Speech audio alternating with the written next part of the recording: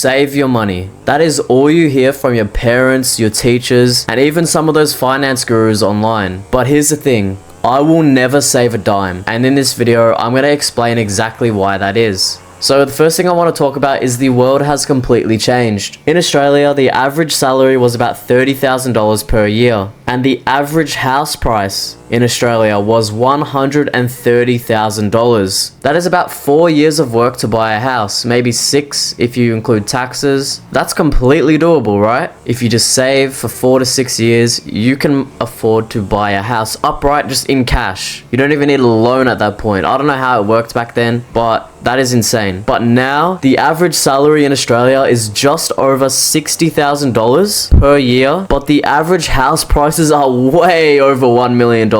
That is almost 17 years of work to buy a house, and that is ignoring taxes as well. And that is just crazy. Like, I don't know why no one is talking about this. And it's not just housing as well. That can be like a whole other video. It's also groceries, insurance, university tuition, and even coffee. These have all gone up massively, and wages are barely keeping up with this. They're just lagging behind. So this current system that we're in right now is not designed for saving anymore. If you guys save $10,000 right now at a 5% interest rate, and inflation is like what it's at now, 2.8%, your money in 10 years will be worth, your $10,000 today will be worth $8,000. So you are losing money long term. And this is such a huge psychological trap, because many people think that saving means that you're safe, because you won't notice straight away. Even in 10 years, you won't notice or even realize the amount of purchasing power that you're losing every single day. It'll fly right past your head because you think you're safe and you're doing the right thing. Now, I'm not saying that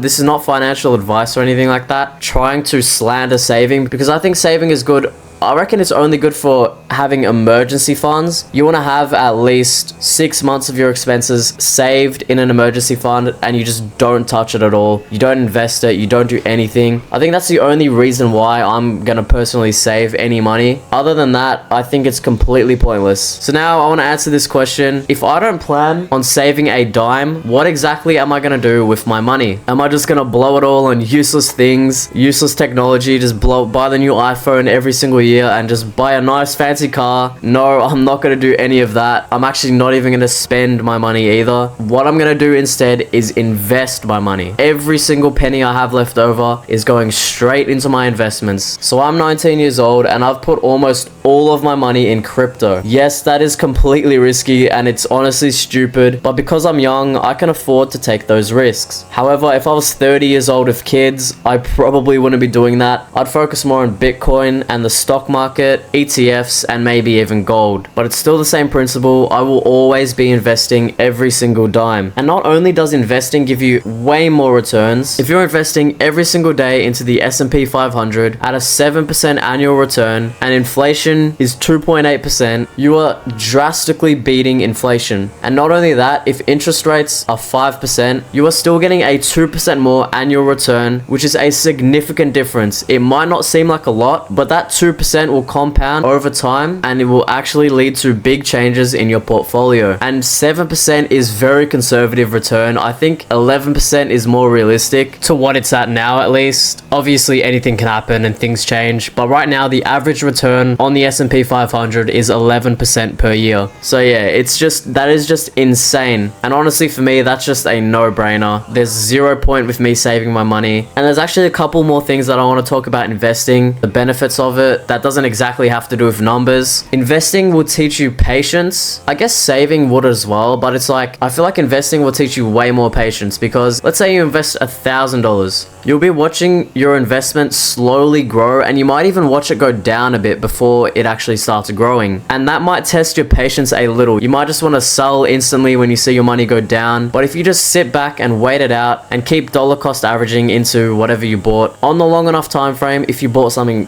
reputable like the S&P 500 or Bitcoin, even if it's down on a long enough time frame, you'll drastically be up. And if you're patient enough to just sit through those like horrible moments where it's going down. That'll build you so much patience in the long run. It is actually just crazy. And I've only been investing for like 1 to 2 years, I think, or 2 years now. Wow. And I was already a decently patient person, and I thought I was very patient, but looking back now, I am like 10 times more patient just in every aspect of my life, not just like with investments, just literally anything. When I'm in traffic, when I'm in line, it doesn't bother me at all. I am super patient, and that's all because of my investments. And another benefit that I want to talk about investing is it blocks out all of your wasteful spending. So for example, if I had a savings account with $1,000 and I know not to touch that account, I don't want to touch it, I'm saving. But if I'm at the store and I see like this, I don't know, AirPod maximum 90, 100, I don't know, some new thing, right? And then instantly I want to buy it. It makes me want to do an impulsive purchase pretty much, right?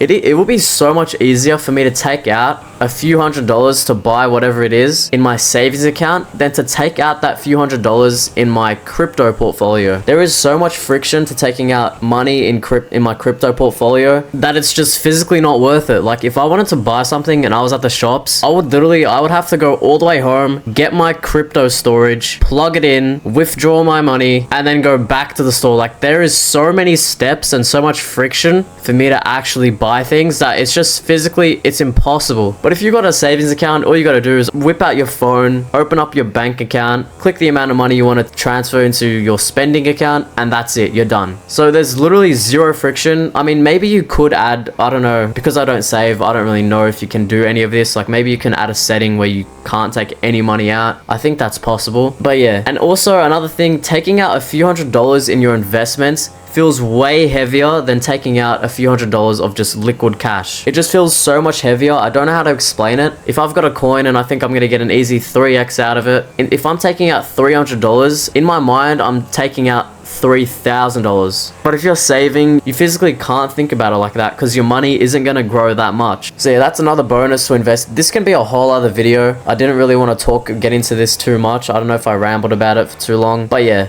Alright, now the next thing I want to talk about is why our parents just don't get it, right? My parents personally always constantly give me pressure to save because, I mean, they have saved their whole entire lives and it worked out so well for them. They just physically can't see a world where what they did that worked doesn't work. You know what I mean? Like they just can't see it. They can't see a world where that's even possible. And their world was completely different, and they might even admit it as well. Yeah, I know it was different back then, but you still gotta save right now. And also, if you think about it, back then it would have been way harder to buy stocks, and like crypto wasn't a thing. You had to actually go out to a broker or call up a broker, and most of the if you've seen Wolf of Wall Street, most of the brokers are just sketch, and they're greedy, and they just want your money and they want you to lose. I don't know if that's how they all would have been, but that's pretty much how they were perceived as, even if it's far from the truth. I don't really know. So they would have seen it all as a scam back then, that stocks is all a scam. There's no point investing in stocks. Just save your money and you'll win. Because if you did save money back then, you would win. And to them, they thought stocks and all that was all a scam. And they're not changing their idea on that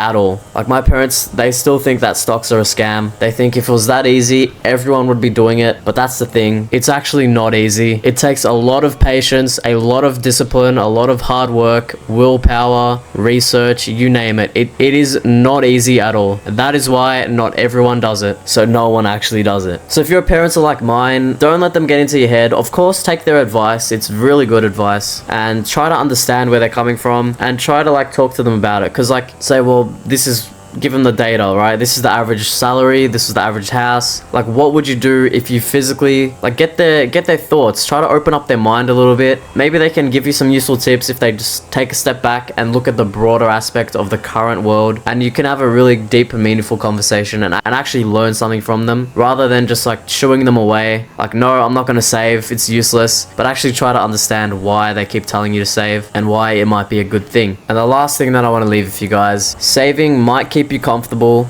but investing is what gives you freedom. It's not about being reckless, but it's making money work for you. The earlier you start, the bigger your advantage is. Don't wait for the perfect time. Start learning now, start investing, and build the life that you want, because saving alone just won't cut it anymore. But anyways, that's it for this video. If you guys found this video helpful, make sure to chuck a like and subscribe. I post videos like these every single week in hopes to change people's lives. Thank you guys so much for watching, and I'll see you all in the next video.